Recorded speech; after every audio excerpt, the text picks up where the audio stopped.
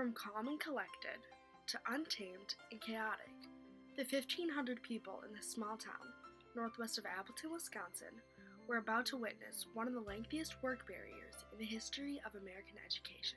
Before the 1970s, Wisconsin had been an exemplary in forming better environments in their workplaces, although this would not be true if it wasn't for Wisconsin being a common place for around 50 strikes throughout 1969 to 1974. One of these major strikes occurred in 1968, when New York City teachers put 1,100,000 kids learning on pause for 36 days. The strike erupted from a fight over decentralization in Brooklyn's Ocean Hill-Bronxville district. The schools were in a tough situation, and a battle for control involving parents, teachers, and the school board flew out of control.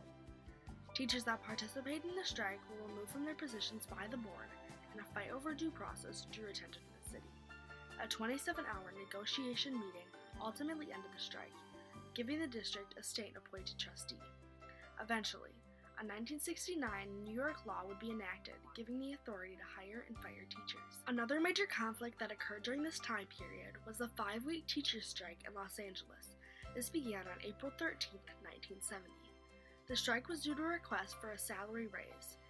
In 1989, over half of Los Angeles' teachers resided from class, while the United Teachers Los Angeles worked to get a contract. In the end, the teachers got a 5% pay raise, which was what the district originally offered. They also gained advisory councils and reading programs. The teachers suffered in the short term because they each lost about $1,000 in pay for participating in the strike. During the several strikes, and which were similar to the Los Angeles and the New York teachers' strike, many laws were passed granting public employees more and improved rights. Although, even after these events, the teachers' unions of Wisconsin had problems in finding their spot in these new laws. 1974, Hortonville, Wisconsin, an impeccable instance of the problems that raised. When, in the quiet town of Hortonville, the furious district teachers, who built the reputation of the excellent public school system that was largely known throughout the state, followed through with a risky but necessary decision on March 19, 1974. After 14 long months of arguments and failed negotiations that left the teachers of Hortonville feeling neglected and mistreated, the teachers had been pushed and shoved to their breaking point. They had been bargaining to receive what they believed was a reasonable offer, a 16.5% increase in salary throughout the 1974 to 75 school year. But the district board very sternly disagreed. They would only offer a 1.2% raise. The teachers continuously made an extremely great effort to negotiate, but the Hortonville School Board wouldn't budge and continued to endlessly shut them down. They were fed up with the board's resistance to negotiate, and they had enough. On what seemed to be any regular Tuesday morning, 88 teachers put their teaching on a halt, marched out of their classrooms, and erupted in a sudden strike, which at the time was illegal. The conflict started small. Although people were afraid of it increasing, no one was expecting it to escalate to the point it was about to. A day into the strike, Superintendent Marvin Obrey requested that the teachers return to their jobs, but they refused unless they received what they had been asking for in months prior. The next day, he walked out of his door to see 2 2-gauge shotgun shells on his doorstep. After this event, Thomas Kane, the county judge, had directed the school board to fill the spots of the striking teachers. The first couple days into the strike, Sheriff Calvin Spies of Hortonville sat in an unmarked patrol car to watch the striking teachers the day the stand-ins arrived. Spice and the 8 other deputies that stood beside him had held the teachers' union and those siding with the school board apart for the first 10 days. In this time frame, they arrested around 73 people, all of which were mainly for disorderly conduct and obstructing laws. The old teachers reacted to the abrupt decisions made by the board by directly fighting their replacements. Each substitute received countless phone calls, in which were filled with threats. Some of the new teachers would walk out of the school to see their tires slashed, and sometimes they would see their homes vandalized with spray paint. These actions were beyond foolish, but they were only just the beginning. The issue became so escalated that parents began to worry about their children being pulled into the conflict. They developed so much concern that they would guard the entrances during the school hours. One instance of this was when a group of men gathered together and swore revenge against the teachers and those supporting them. This group called themselves the Vigilantes. They put on a political theater show group mocking the teachers and their protest. As the strike carried on for days, the disgusting behavior continued. One day, a dummy that was intended to represent a former teacher was seen hanging from the water tower in the middle of town. After this, death threats became even more common. One man by the name Kevin Quinn had come home and walked into his own backyard to find his own beagle hanging lifeless from its chain. The same men who were performing the theater acts said the teachers were harassing board members in ways such as ordering subscriptions to their homes without paying for them. They accused teachers of sending roses and pizzas to the replacements' homes so they would have to pay for them. The old teachers had one more idea. They set up an alternate school, but only 80 of their former students had proceeded to attend. After many substitutes had come and gone, the board conducted disciplinary hearings and had voted to terminate the employment of the striking teachers.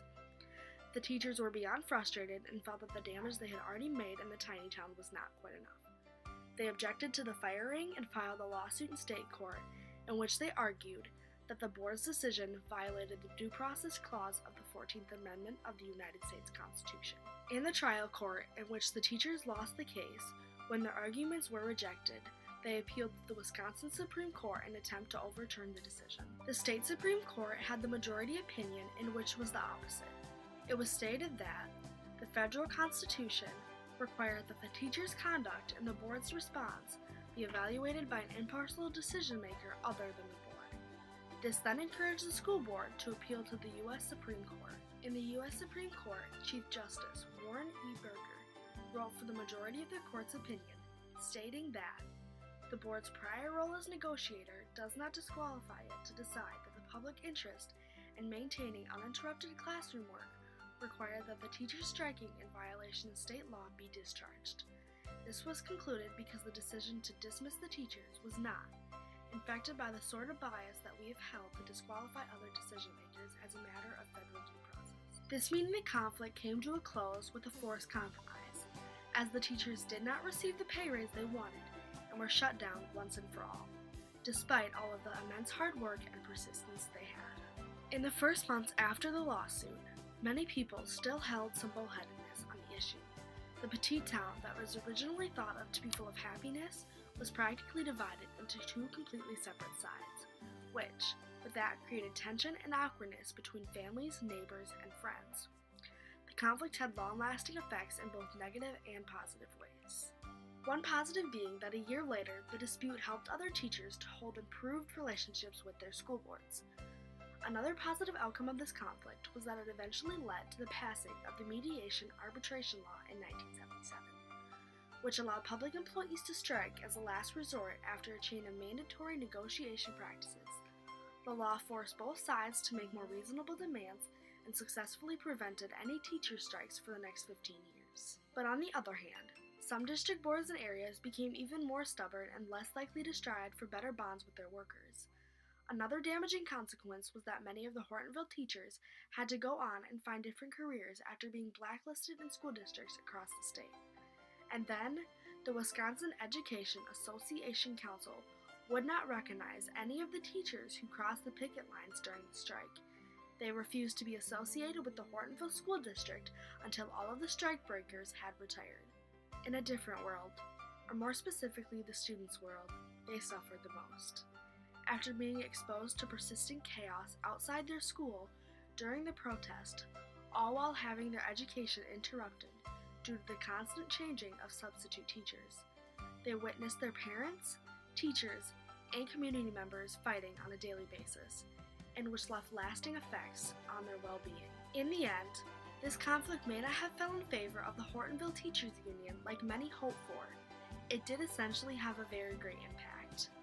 If it was not for the correct decision made by the teachers that were once a part of the Hortonville Education Association to march out on strike after they did not receive what they felt they deserved, many school boards around Wisconsin and their employees would not have the relationship they do today. Hortonville is now thriving, making numerous state appearances for athletics, growth in enrollment, and much more. But the damages from the horrid and lengthy strike do still exist, and there will be few in their town who will still refuse to forgive.